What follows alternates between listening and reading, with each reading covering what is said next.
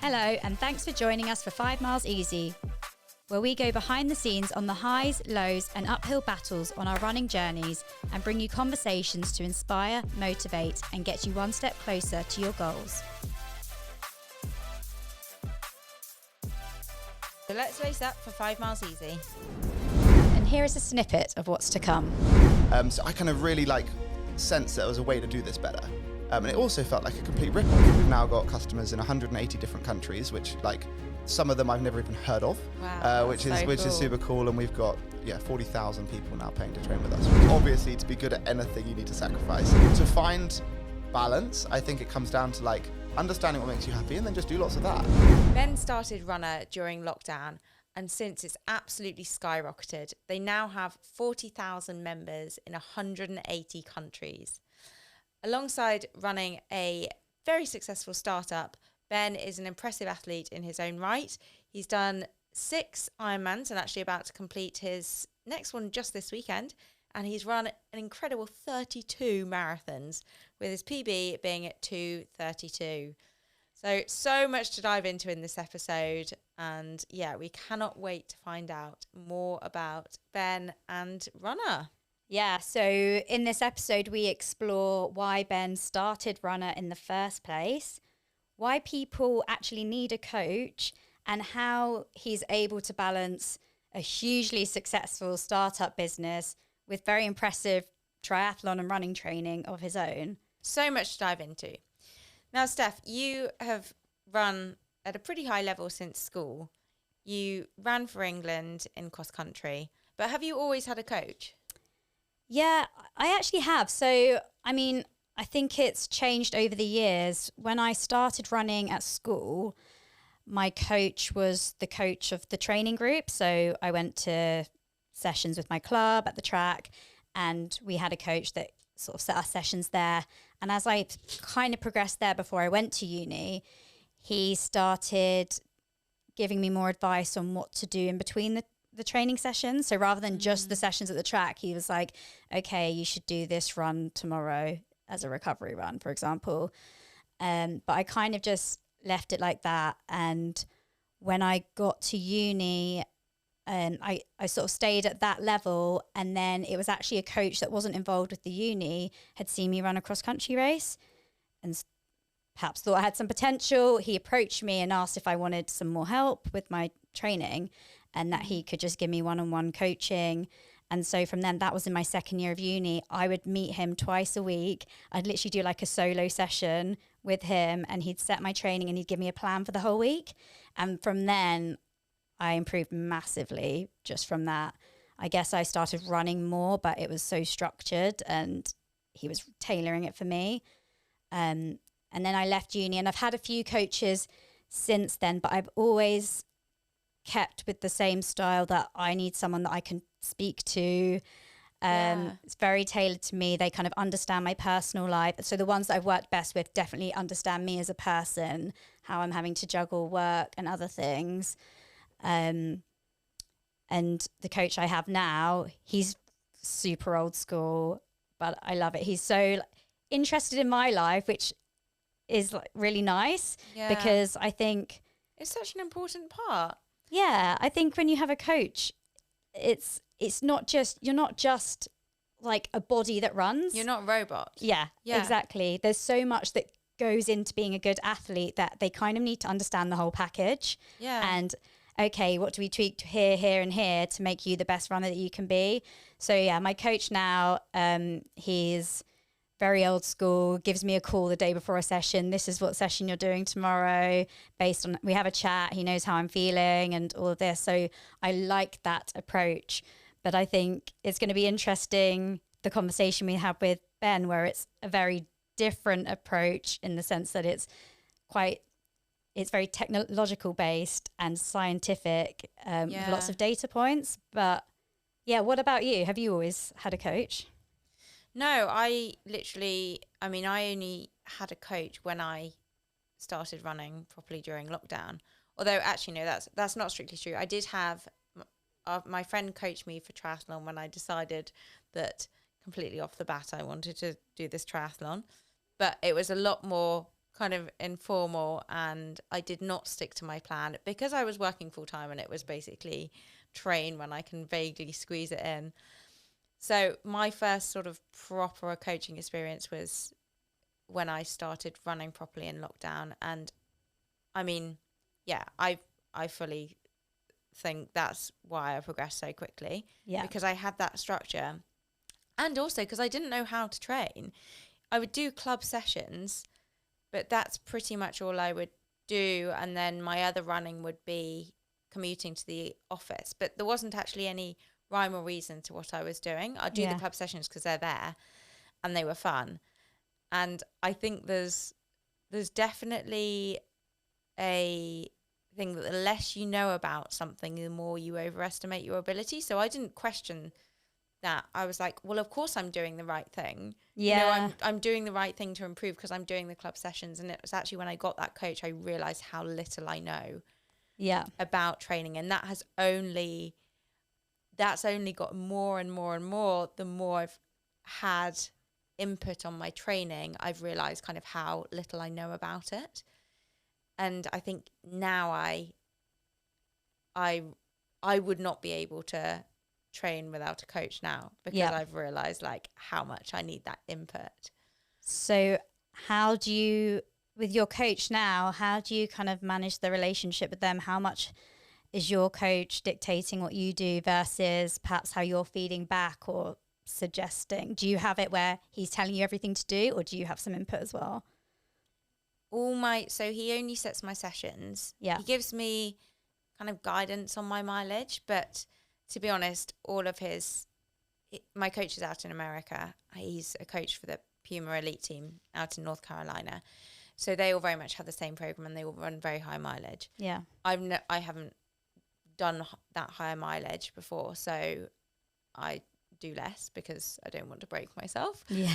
And so he actually doesn't really input into my easy runs and my mileage, but he sets all my sessions and I don't question it because I think I fully trust him. Mm-hmm.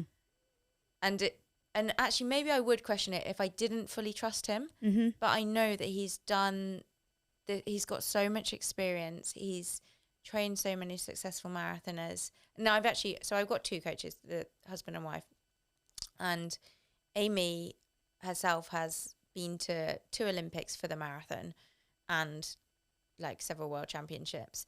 So between them, they have an incredible amount of experience in marathon training, and there's no reason for me to question it. Yeah. But having said that, I feed back after every session. We speak after every session, and I obviously tell them how it's gone, what times I've run, whether I've been on target or not, and how I felt. Yeah. And I think that's so important because no one knows your own body better than yourself. Your coach may just assume, okay, she's fine, so this is what she can do the next day. Whereas actually you are giving that feedback then may change what your coach sets you for the next session. Yeah. But it's amazing how he almost always knows how I'm going to feel in the session. Like I That's called good. him. He knows you. Yeah. I had this long run on Sunday and I went into it so blasé. Sunday was so hot and I started at 8 a.m, so quite early. But it was already like 29 degrees and I had 2 hours 45, which I end up doing a marathon. And I was by myself. And that's in actually Bushy so Park. fast in that heat. Well, actually, I have a mission to make. I didn't quite make it to a marathon, but I was so close. I ended up doing 2 hours 49, so I could run 26.4. So I ended on 100 miles for the week because I'm that sad. Oh my gosh. But I went into it like so blasé, and I was by myself, and I was like, yeah, it's fine. I'll be able to do this. I'll hit a marathon. And I called him afterwards. I was like, I am so drained. Like, I honestly think that took way more out of me than doing a session at the weekend. And he was like, yeah, I knew it would. That was the idea. Yeah. I was like, oh, okay. Yeah. That's so funny. But, yeah, it's crazy, like, how much they know, and everyone else has been through that who's had the same sessions before. Yeah. Yeah. I do think it takes some experience, though, to know. So your coach will tell you the session, you don't question it. I'm the same. I don't question the sessions I'm given, but I do think it takes some experience and learning what you can cope with in running to be able to kind of dictate the days in between.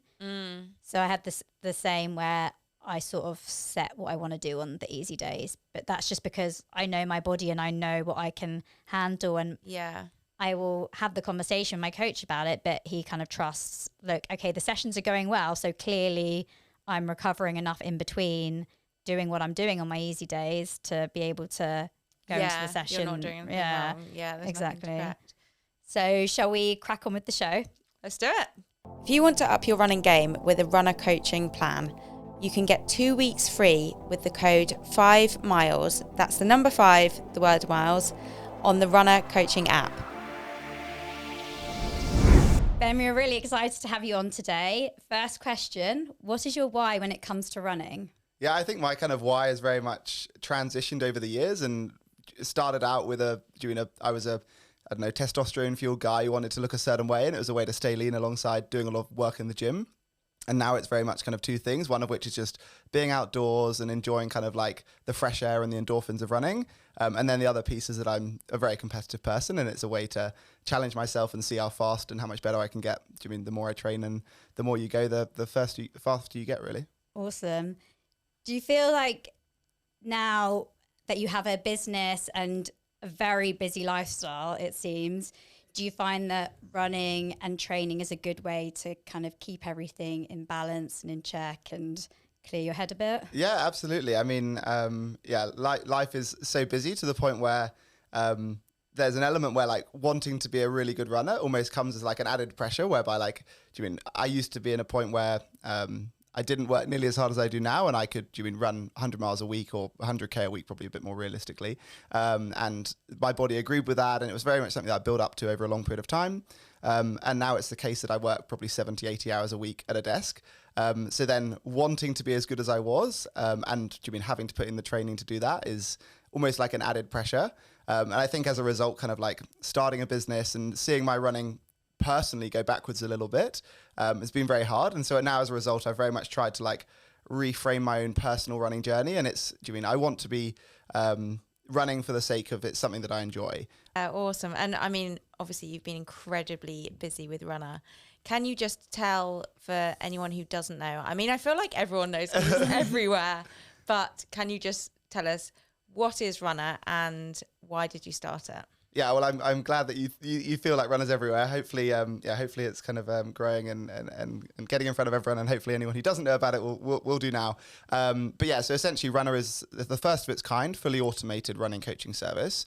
And so very much what we're trying to do is bring the experience of working with a running coach, which is an amazing experience, but also a privileged and doing a very expensive service, in a much more affordable and accessible package for everyone. And it's very much kind of come about from like two different angles at the same time, whereby, so I met my co-founder now at university. He was doing electronic engineering, super smart guy. And he went off and got his own job and did his own thing. And I kind of very much went down the route of becoming a personal trainer, running coach, and growing my craft that way.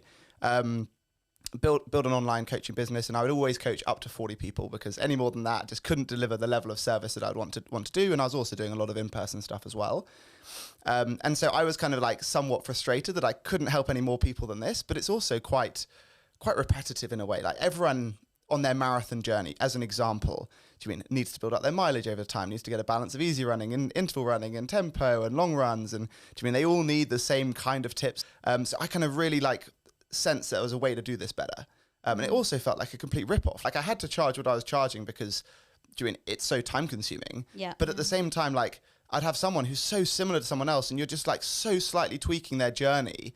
And that didn't seem like the right path. And then at the same time, my co-founder Dom, super smart guy, and he's there like kind of like wanting to find the app to do what he wants, which is rather than Strava where you get to put your runs on social media, he wanted to just be told what to do today. Dom and I both came back together and started working on a very early service of what Runna is now. And what that started out as was a business called the Run Buddy. I remember that. Yeah, so I'm glad that you heard about that. So yeah, one of the OGs. But yeah, so that was a website. So you would come onto our website. You'd tell us about your history of running, how fast you are, what kind of level of ability you are, what you're training for, what your schedule's like, and we'd take all of these different pieces of information, run them through our engine, and then output your personalized PDF essentially. And so we did that for 10 months. And at the same time, kind of got some amazing reviews. Jimmy made a little bit of revenue as well. And that was enough for both kind of Dom to quit his job at McKinsey and also for me to kind of really close down all the private coaching I was doing, move them all over to the Run Buddy. Yeah. And yeah, on the back of that, we're able to kind of go and raise our first round of money, round of funding. So we sold about 10% of the business to 304 different people, and we're able to raise £500,000. And with that money, it doesn't come to my bank account, sadly. With that money, we're able to kind of hire our first kind of app developers and grow the team. And so a few months later, we went on to rebrand the business from the Run Buddy to Runna. And then also move on to the App Store, whereby people can now subscribe to train with us. And so like the really exciting piece now is that like someone who wants to train with Runna gets a better experience than I used to give you. And I used to charge £25 a week and run as £15 a month or £100 for the year. Yeah. So like that's kind of really exciting. And as a result, it really has grown. And we've now got customers in 180 different countries, which like some of them I've never even heard of, which is super cool. And we've got 40,000 people now paying to train with us, which is really exciting. And the type of people who are training with us, about 15% of them are like the people who used to work with a coach. 85% of them are what we call like the everyday runner and the beginner runner, people who would never have considered working with a coach before. Yeah. And because we build it in this way that like, it's so easy to get started, have a free trial and realize that actually, no matter what level of ability you are, working with a coach and running properly or whatever you want to call it is so much more fun. And I think a lot of people will engage with running as a sport whereby someone said that running will make you lose weight or running will make you stay fit. So as a result, people go 3 times a week and 20 minutes around the block. And that is so boring. Just like doing the same thing all the time, like running because someone said you should and so you can pretend that you're fit. But actually, when you go and do something interesting, go and do some intervals or go and do a tempo workout and structure your training in the right way and push yourself and then do some easy stuff, and you do that for a week or two, you get the endorphins, which makes training with us addictive, but you also see progress so quickly. And like, especially like, you guys will see progress when you nail your training for months and you might make a few seconds gain on your 5K, whatever it's going to be. If you're a beginner, you see so much more positive feedback. And so like, as a result, like, yes, someone who's doing a true beginner is not going to go on to spend £1,000 a year with a coach, but they go get a week's free trial with us or a 2-week free trial, depending on how they come across Runna. And they get this kind of really like amazing experience and at an affordable price. And I think that's kind of why we've been able to grow and help so many people. And I guess it's the motivation thing as well, isn't it? I mean, I know from my experience of having a coach, I mean, not that I've ever really struggled with kind of motivation to get out the door, but I want to do well for myself and for my coach. And I think even when you've got an app, I presume it logs it and it kind of logs when you've done your prescribed session. Just having that little boost of motivation to get out the door, I think for a lot of people, especially beginners, is massive. Yeah, and like, I mean, like with that, we can like make it a bit more kind of gamified as well in the way that we can show you doing your workout. And because we can automatically sync to your Garmin watch or your Apple Watch, or if you don't have a watch, we can search you through the Runna app and either guide it through kind of vibrating your wrist and telling you to speed up and when to slow down. But like just like your coach, you might WhatsApp him afterwards and say, I hit all my splits on these ones. We're with you on the go. So, if you're running a bit too fast on your first rep, we'll vibrate and say slow down. Like, and in the same way, like you finish your workout and we can then show it back to you in the app and show how you kind of performed against the targets we set you. So it like, really then gives you that sense of satisfaction. You could tick off the workout in the app. You can see how you performed, and that's only what we do right now. What we'll be doing in a few months' time is the case that like, you ran a bit too fast, or a bit, you found the workout a bit too hard, or whatever it's going to be, automatically adjusting your training on the back of that feedback. And what we want to take Runna to in like the very like long-term vision, 2 years, 3 years, 4 years, however long it takes, we want it to be in the case where we're syncing all the data around how you perform in your runs, but also so much other data. So like how you sleep at night. And we get all that data back from people's Whoop bands, their Garmin watches, their Apple watches. Do you mean their stress, their HRV data, maybe the stage you're in the menstrual cycle from your Flow app or whatever it is, and taking all that data back into Runna and then being able to continuously adapt your training on the go and give the experience that maybe the most privileged Olympians get to have of having a strength and conditioning coach, a running coach, a nutritionist, having all these people to look at all these different areas of your life. And imagine taking that experience, do you mean into Runna at this, do you mean affordable and accessible package? And that's like really what we're working towards. And do you mean there's so many pieces to it? There's the motivational piece, and also like kind of touching upon kind of what you said, that you want to do what you need to do to please your coach. Like someone like yourself who's deeply motivated, and obviously that's why you kind of a part of why you've been able to achieve what you've done in your own running. I guess like you might need a plan to kind of stop you doing too much. And so like there's all of these, exactly, all these reasons why like different people are going to benefit from a coach or an app in a different way, and making sure that we build the features that serves the diehard super motivated runner, but at the same time build the features for someone who's just getting into it. And hopefully what happens is someone gets into their running at one end of the spectrum and gradually transitions, and by the end hopefully they'll be doing marathons or who knows what.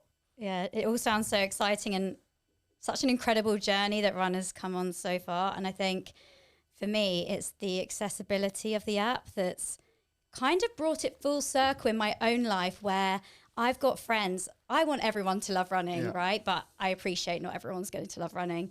But I've had friends who've never considered running come to me saying, oh, I've just started a plan with Runna. And I'm thinking, that's so funny. It's like two of my worlds colliding. So it's just so amazing that it's getting people that maybe never really ran before, they've just decided to enter a 10K half marathon, and there's something so accessible where they can just use this app and get a training plan that they can and keep them going. I think there's a real barrier when people like start running and there's that initial burst of enthusiasm, and as you say, they go out and do 20 minutes around the block 3 times a week, and then so many people fall off the bandwagon. Well, they'll get injured because that's not the right thing to do. Like imagine if like your coach said, right, like the next 2 weeks you're going to just smash it as hard as you can every single workout. Like your body can't take that. And imagine doing that. Here's a question for you. So you said most of your customers at the moment are kind of amateur level end of the spectrum, but with all the AI coming in, and you mentioned being able to integrate all these other facets to training, like your sleep, and get that feedback and then adapt the training from that. Could Runna, or do you see Runna being able to coach Olympians, like my level? Because with my coach, he's so reactive. Yeah, he doesn't give me my sessions until I've done. So I did a session today, and then he tells me my session on Friday and Sunday, because he wants to know exactly how it went, how I felt, like how it compared to the other session. And it is so. I think I probably wouldn't go to an app. I might be completely wrong on this, by the way. I probably wouldn't go to an app because I'm like, I need that person to give a human response. But could it do that? Do you think it could do that? I think that what you're kind of like saying is the key value add for you with your coach is the kind of like continuous adaptive motivating feedback that comes from you did these reps a little bit quick, let's change tomorrow's training as a result. Or do you mean you're a bit tired on the long run, okay, easy run, bit shorter, whatever it's going to be. But then if you're getting the actual scientific data, but so not only will we be able to do all of that adaptability in the way that, do you mean we can make the coaching decisions just like your coach does to build that adaptability real time, but then we go one step further, which is that we are a service that's got 40,000 people training with us today. Do you mean we can see that, if that person did mile reps versus that person did 1K reps in that exact, do you mean two women, both in the same age, do you mean same kind of level of ability, on average, we see that the mile rep is better for that type of person versus the K rep. Do you mean we have all this data? We've already got 2 million different runs that have been recorded through Runna. And with all of that data, we can start to kind of analyze all of these different pieces. We'll be able to have the people who wrote the books on how people should train for different running goals. Do you mean they may well have coached 100 people a year, or maybe 100 people in a lifetime, who knows what it is. we're coaching 40,000 people today. We expect to be coaching many 100,000 by the end of next year. And like the number of runs they'll complete within a week within a year. And like we've got all of their smart data coming back in already with reference to heart rate. We've already got the data coming back in with reference to speed, pace, distance. And imagine we bring on all of those different pieces in for the people who want to kind of integrate a bit more data and have that feedback. It'll be the case that like, for a normal human coach to deliver the same experience that Runna in 2 or 3 years' time will, it would be so annoying because like your coach would have to be like, right, how did you sleep? And how was your heart rate? And what was your HRV data? Can you just send me a screenshot of your like Garmin Connect app, please? And then they'd have to say like, all of these different questions and then do that every single day, which someone could do and probably the experience that maybe some of the most phenomenal coaches do. And in a way, like, there'll always be a role for the real-time coach, but it's like building that experience to the everyday person is like the thing that we want to do. But at the same time, we'll have all this data to be able to go to the Olympians or to the top levels of people in sport and say, actually, we think statistically based on your height, that this is a key learning that we've seen in the data, that like no running coach has been able to pull that data together and make that observation. So we think that in a few years' time, we'll be able to inform the next kind of generation of running books and theory, just in the way that like the data Strava has informs where London put their cycle lanes. Because they know where people cycle. So then when the city's thinking which cycle lanes should we put a bit new blue paint on and remove the potholes, they should do that where the most people cycle. Like where they put their bus stops need to be out the way of the bikes. And like that's an amazing piece of data that Strava has and isn't like the thing that they built Strava for, but it's amazing byproduct. The thing about our byproduct is that it will further improve the service itself. So it's kind of like doubly beneficial for us. Because so I might see all Olympians being coached by Runna in 10 years' time. I think coaches are all scared now. Yeah, well, no, I think like I said, I think there's always going to be a role for a coach, and like we'll never be able to replace the human element of you delighting your coach when you've absolutely blitzed your workout. And you getting delighted. Yeah, so much you can do with that. Yeah. There's obviously been so much work that's gone into this. And I'm wondering, do you think in order to be successful in work and your passion, do you think there's an element of sacrifice that needs to be involved? And how do you balance running a super successful startup with your personal life and getting your training in? Yeah, I think like you guys will know this, and like doing a loaded question. Obviously, to be good at anything, you need to sacrifice. And I think like if you think back to like the kids who are good at anything at school, like the person who was best at playing the piano was the one who probably started playing the piano youngest, did the most piano lessons, and they'll be the best at the piano. And that probably got in the way of them like playing on the Xbox. Do you mean like they had to sacrifice their Xbox to get good at the piano? In the same way, you guys do a lot more running than most people, and as a result, you're much better at running than everyone else. And I did a lot more running than everyone I knew, and I was one of the best runners of people I knew. I do less running than I used to do because I spend a lot more time working. And as a result, like, yeah, the bigger runner gets, it seems to be not taking any less time. I thought it was the case. You start a startup and like the first like year or so was crazy, and then it would like start to calm down. But it just changes. So the first kind of year when Dom and I were working on it in our spare time, it was the case that I was PTing from 6 o'clock till 9 a.m. And then my clients would go off and do their jobs. And then I would start from Runna from 9 till lunchtime. I'd do a lunchtime PT session, and then it would be from kind of like 2 till 6, I'd work on Runna, and then I'd do a few PT sessions in the evening. And it was really, really unsustainable. And I thought at that moment in time, like, just do that, make this living from the PT work and like the coaching my clients online, and then pump everything into Runna and launch this business. And then I can put my feet up and run all the time. And as the business has grown, we've hired amazing people to do lots of the different pieces. But at the same time, the demand for the output grows. So now we've got 20. And there are so many other areas you can go. There's 20 people full time in the business, but now like we've got to manage we've got to look after the 20 employees. We've got to build the next big project, products, and build them into the business. And it started off with having 100 customers, and we get a little bit of feedback of, build these little things for us, 100 people. Now we've got 40,000 people saying, I want this, I want that, I want this. And I exercise, and the reason why I care about exercise is because it makes my life better and happier. And there's no way I'd be able to work as hard as I do without having that exercise. And like, you make it work when you love it enough. Like doing this morning and every Wednesday morning, I'll go cycling at 5:30 with my club, which means 4:45 alarm and doing absolutely smashing it in a line behind another bunch of sweaty men and doing having a coffee at 7 o'clock and then getting on with our lives. And as a result, my Wednesday is always my favorite day of the week. I start with the endorphins, get my favorite workout, and it's so fun, so exciting. And then you feel like you've accomplished something. And that same kind of feeling is the same feeling I get every day when I train. And if I have a day where I'm not going to train, I'm going to be a bit grumpier at work and I'm going to feel like and I'm also very aware that it's like, it is a period, like it won't be like this forever. And the better Runna does, the better it allows me in the future to prioritize my training a little bit more. And I'm 27 right now, and for me, my thing in fitness and running is Ironman.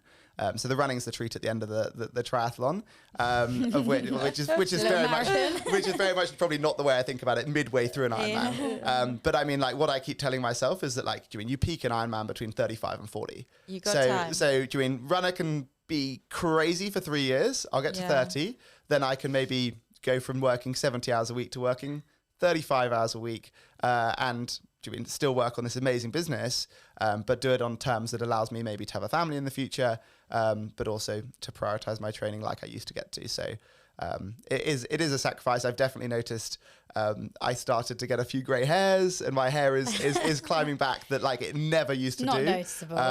But yeah, it's a sacrifice, but it's so worthwhile. And if I knew Runna would get to where it's got to already, like there's no doubt about kind of going through all of the different pieces to get to where it is now. And I think like I view my life with kind of 3 key areas. Like there's my exercise, my fitness, which is like, I guess all 3 are as important as one another. Then there's like work, and then there's kind of like friends and relationships. And I think like all 3 are just like so important. And if you put all your time into one, you get sad.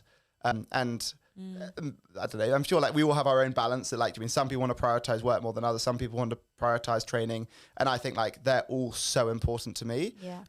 And the last 2.5 years since we kind of like launched the business, I've had my ups and downs. I've had, times where I'm doing less exercise and that's making me sad. Times where I'm not giving my girlfriend and friends enough time and then I'm feeling isolated, whatever it is. And it's a really hard balance to get right. Something's got to give, whether that's sleep or whether it's the training, but forever kind of like balancing to get it right, and hopefully can only like master the balance as time goes on. Yeah, I was listening to another podcast the other day. Was talking about balance and how there's been a real cultural shift in, like I think sort of before COVID actually, there was this culture of like you must be in the office all the time and live a completely unbalanced life. Yeah. And now there's been a real cultural shift to like you must live a perfectly balanced life. Yeah. And it was actually a podcast with Rich Roll, and he was saying that he's not happy when he's got a balanced life. He doesn't want to do like, take your 3 pillars, 33% and everything. He needs to be not necessarily 100%, but full on focused and really gunning for it on one thing, and that's what makes him happy. But that's on the micro scale, and then on the macro scale, take a step back and it kind of at some point recalibrates, and he'll give the other pillar more attention. Yeah, exactly. You've got 100 to give, of which like if you did 33 all the time forever, life would get so boring. You're right. You want to zoom out, and at the end of every year, you want to be like, I achieved some PBs this year. Like my work went well. I launched an amazing podcast, or business is doing well, and like my girlfriend doesn't hate me. I've got to see my friends this year. All of those things. Like you want all of those things, those 3 things to happen at the end of the year. But at the same time, you're coming up to marathon season. You are going to put, rather than 33% into training, you're going to put 50, 60, 70% into training. And then like you finish the marathon, then it's like, right, I've now got all this time. I'm like not going straight back into a training phase. I'm going to socialize a bit more, relax a bit more and do that, and maybe put more time into work. And I think like, we need to like zoom out and on the macro level, try and see they all progress in the right direction year on year. Otherwise, I think as competitive people like we probably all are, like you feel like you're going backwards, and that's never a nice feeling. But we'll always kind of like go through ebbs and flows. And I feel like work has probably gone from like 33 to 33 to maybe like, I don't know, 50, 60% to work at the moment. And Do you find you can still kind of enjoy work when it's like that, when you feel like it's not balanced? Or Yeah, obviously it's your, it's your business, it's your baby. So I presume you. Yeah, I think it's like the adrenaline of it, like probably like the same as like someone saying to you, like, do you enjoy marathon training when you're in like the peak of your mileage and you've got these horrendously long interval sessions that are just so many reps and it feels eye-watering, but it's so exciting, isn't it? Like, I love that. Like, that's what I'm saying. Like, it's so exciting. It's the same. Like, it's kind of like a little bit wild when I look at my diary for tomorrow, for example. But at the same time, it is quite exciting. And there's so much purpose to it. Yeah, exactly. And like the reason why I'm coming back from Italy 3 days early is because the cost of buying a last minute flight and missing those 3 days in the Airbnb is worth it for like the output of what that can mean for the business. And like that feels also kind of crazy that like me, just a little 27-year-old bloke, is like, it's important enough for me to get back to London and talk to all these investors and whatever, for what that means for like the big picture of Runna in the next kind of 2 or 3 years ahead. So do you have any ways that you stop yourself feeling overwhelmed with everything? Because I can imagine for a lot of people, what you're saying right now does sound really overwhelming with just spinning so many plates, and you've got multiple priorities, right? You want to do well in the Ironman, you love it, but you also have so many things you're focusing on with the business. Yeah, I think it's a number of things. Like one of which is, I definitely have like been through my ups and downs this year, like, and I don't mind like saying it out loud, but then chatted to someone to kind of like get my head around it all, and especially whereby like things are going well in the business, it starts to kind of just feel like normal and expected. And as a result, like when it continues to do well, you don't get like the endorphins of it doing well because that now starts to feel normal. So I think like a big part of that is just having like amazing people around me, like one of which is like an amazing team in the business. So like, can completely rely upon them to come here and relax and chat to you guys. And in the same way, amazing supportive girlfriend, and also having exercise, like getting out and cycling this morning for an hour and 8 minutes, I was like sweating off the end of my nose and could not think about anything other than which gear I'm in. Am I in the right exact position behind the guy in front? And like, that was my adrenaline completely switched off from training, from working. So I think, like having those different plates does help. But I think, having a good group of people around you is helpful, but it's also been a learning process. And do feel exhausted sometimes, like want to go to bed and just like not wake up for a few days and just catch up. But it was nice to head out to Mallorca and have a little break out there the other day. I think a lot of people, nowhere near your level, but struggle to balance work, training, and especially if you've got races, Ironman marathon season coming up. Do you have any tips for, I guess, getting that balance right, and particularly at the amateur level when it's not your job? But you kind of got to do the 9 to 5. What would be your tips to getting that right? I think kind of like the most important thing is to recognize like what makes you happy and also what you want to achieve. And don't necessarily listen to us like doing me, who probably cycles 5-6 days a week, runs 3 or 4 and goes to the gym, ideally 2, but realistically like 1 or even every second week, let's say. But like I do a lot of training because that makes me happy. And that's also the reason why I've got to the point where I can run lots of marathons and do Ironmans, is because I enjoy it so much that I've got to this point. And I think, the reasons why you guys are as good at running as you are is because you love it.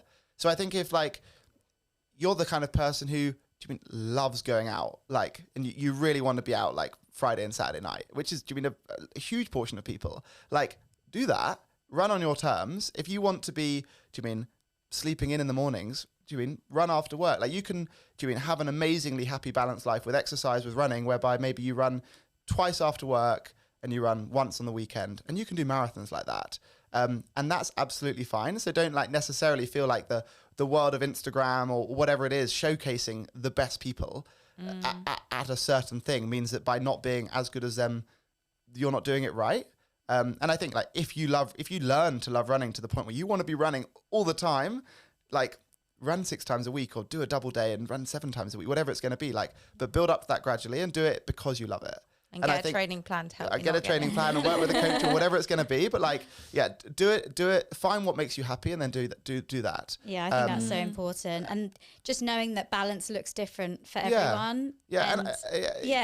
I think what you're saying about do what makes you happy. It's just, that's it, isn't it? It's actually really simple. You can overthink it. And I think with that in mind, like some people love going to the gym and some runners hate going to the gym. And realistically, like if you're going to be at the absolute top level, you need to do everything flawlessly. But most people aren't or don't want to be at that level. And the reason why they're not at that level is because they haven't committed 10 years of their life to training like to being an absolute warrior. And that's fine. So like if you're a normal person, go to the gym if you don't want to get injured, or go to the gym because you like the gym. And the motivation for not getting injured is that you might not like the gym, but because it stops getting injured, it's worth doing to let you run more. Yeah, that's me. That's a logic. And if you find you don't get injured and you don't go to the gym and you don't like the gym, you don't need to go to the gym. That's fine. And like in the same way, like you want to do marathons, but you want to do a marathon because you've got your London ballot place and someone signed you up and you've got this place, but you love cycling and you don't like running that much. You can do a marathon training twice a week. Like as in running twice a week and building up your mileage over time and doing loads of cycling. That's going to be really good for you. So like to find balance, I think it comes down to like understanding what makes you happy and then just do lots of that. And balance might just be running parkrun every week. And again, that's fine. And I think the most important thing is that like we should all prioritize our health, but like eating well and doing parkrun once a week is enough to be healthy. And to be a functioning, healthy person in society. And health is more than just the running we do. It's the mental side of things as well. And if you think healthy is running 6 times a week, but you hate running, you're not going to be very happy, and therefore you're not going to be very healthy. So yeah, I think it's like find what makes you work, and I think that builds a healthy, balanced life. And I definitely don't have a classically balanced life, but I think I have a very healthy life.